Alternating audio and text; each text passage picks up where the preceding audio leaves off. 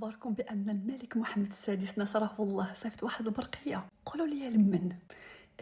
سيدي، برقية لواحد الدولة إفريقية اللي سبحان الله سبحان الله، واحد الدولة اللي دابا ترند في العالم، كتحتفل بعيد الاستقلال ديالها 65 وترند في هولندا.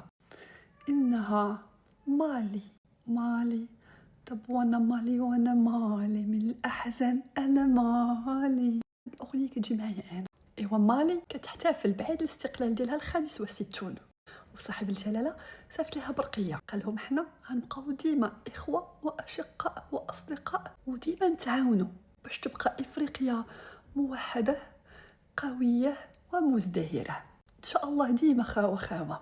مالي اللي شرشمات شي وحدين مؤخرا محكمة لاهاي هنا في الدورة.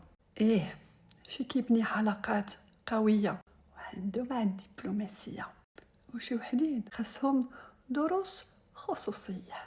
بيس.